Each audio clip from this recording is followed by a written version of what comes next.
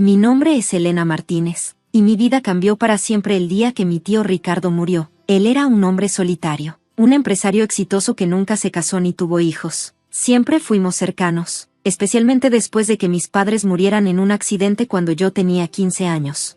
Mi tío Ricardo me había criado como si fuera su propia hija, me pagó la universidad, me ayudó a comenzar mi carrera como abogada, y siempre me trató con un amor incondicional que mis propios padres biológicos nunca me habían dado. Mientras mis tíos y primos se mantenían distantes, Ricardo era diferente. Él veía más allá de los prejuicios familiares y me apoyaba incondicionalmente. Cuando murió, dejé mi trabajo en el bufete de abogados para encargarme de sus asuntos. Sabía que no sería fácil, especialmente porque el resto de mi familia siempre me había visto como la outsider, la sobrina adoptiva que no compartía su sangre. El día de la lectura del testamento, la tensión era palpable. Mi tío Ricardo había dejado una fortuna estimada en más de $50 millones, incluyendo su empresa de construcción, propiedades en 3 estados y una cartera de inversiones impresionante.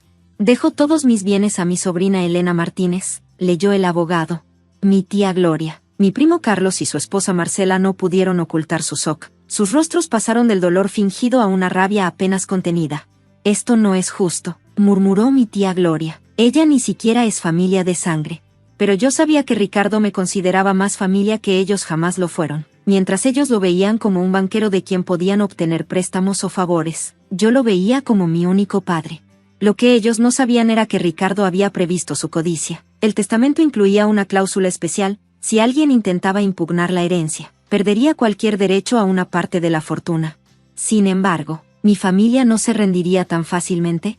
Los días siguientes fueron una batalla silenciosa. Mi familia comenzó a urdir un plan para disputar el testamento. Una noche, sin querer, escuché una conversación entre mi tía Gloria y mi primo Carlos que cambiaría todo. Tenemos que encontrar una manera de anular el testamento, susurraba Carlos. Contrataré al mejor abogado para demostrar que Ricardo no estaba en sus cabales cuando lo redactó. Mi tía Gloria asintió: busca cualquier cosa, su edad, su estado mental, incluso rumores sobre presión o manipulación. Necesitamos demostrar que Elena lo manipuló.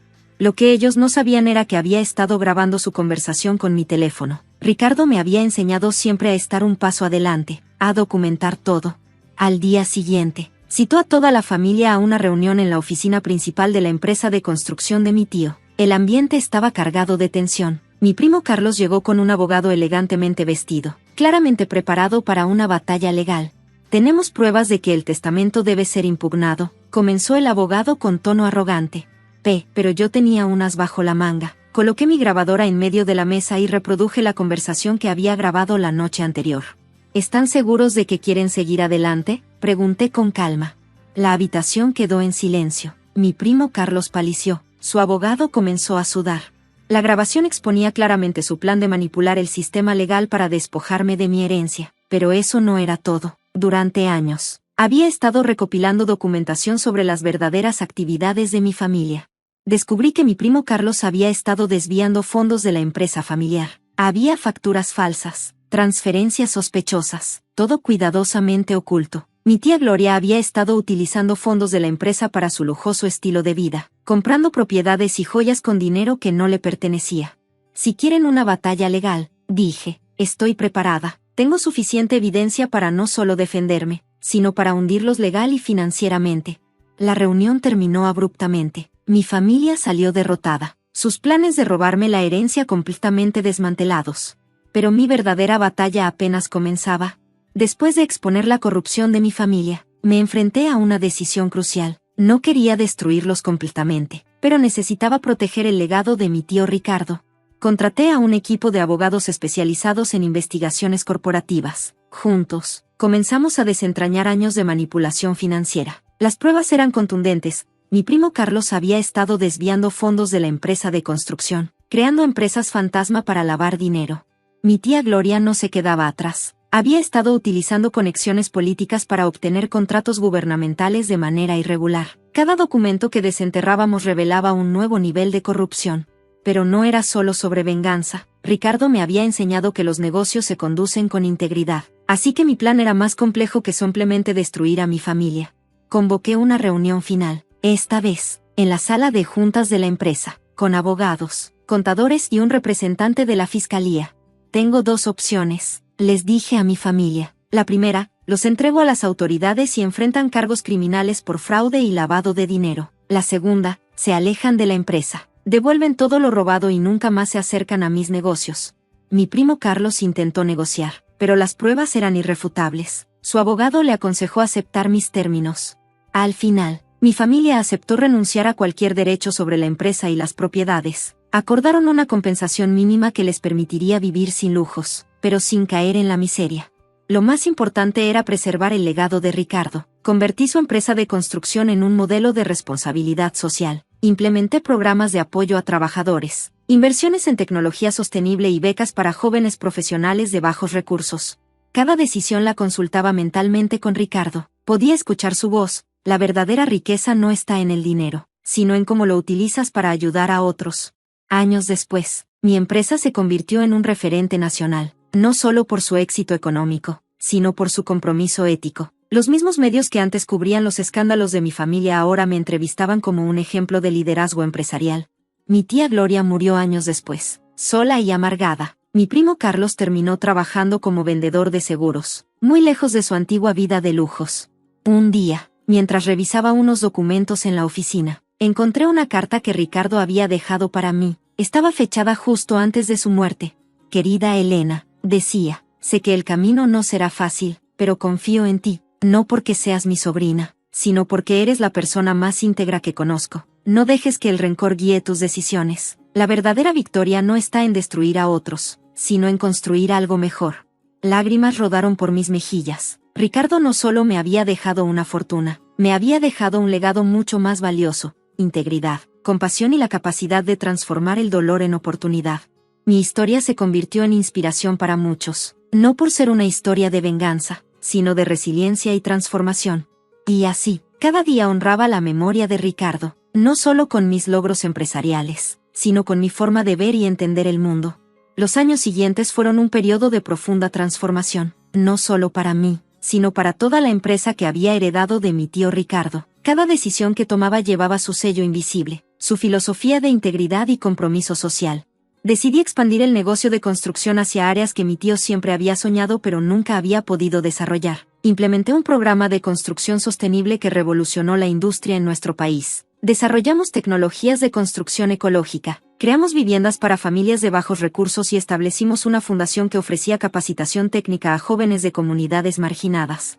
Mi equipo de trabajo se convirtió en mi nueva familia. Contraté profesionales jóvenes, muchos de ellos provenientes de contextos difíciles, que veían en la empresa una oportunidad real de transformación. No solo les ofrecía un trabajo, sino un camino de desarrollo profesional y personal. Un día, recibí una llamada que cambiaría nuevamente el rumbo de mi vida. Era Miguel, un antiguo empleado de mi tío que había mantenido contacto conmigo después de su muerte. «Necesitas saber algo sobre tu verdadero origen», me dijo con un tono misterioso. La historia que me reveló era increíble. Resultaba que no era simplemente la sobrina adoptiva de Ricardo como todos creían. Él había sido amigo cercano de mis verdaderos padres, quienes habían muerto en circunstancias que nunca se habían aclarado completamente. Miguel me entregó un conjunto de documentos y una carta manuscrita de mi padre biológico. En ella, me contaba sobre un proyecto secreto en el que habían estado trabajando antes de su muerte, relacionado con desarrollo tecnológico y energías renovables. La investigación me llevó por caminos inesperados. Descubrí conexiones entre la muerte de mis padres y una red de corrupción que involucraba a poderosos empresarios y políticos. Lo que había comenzado como una búsqueda personal se transformó en una misión para revelar la verdad. Utilicé todos mis recursos legales y económicos para continuar la investigación. No era ya solo sobre mi herencia familiar, sino sobre un legado mucho más grande que mis padres habían dejado inconcluso. Mi empresa se convirtió en un bastión de transparencia. Implementamos sistemas de auditoría ética que se convirtieron en modelo para otras corporaciones. Desarrollamos tecnologías de construcción que reducían significativamente la huella de carbono, algo que mis padres habían soñado décadas atrás.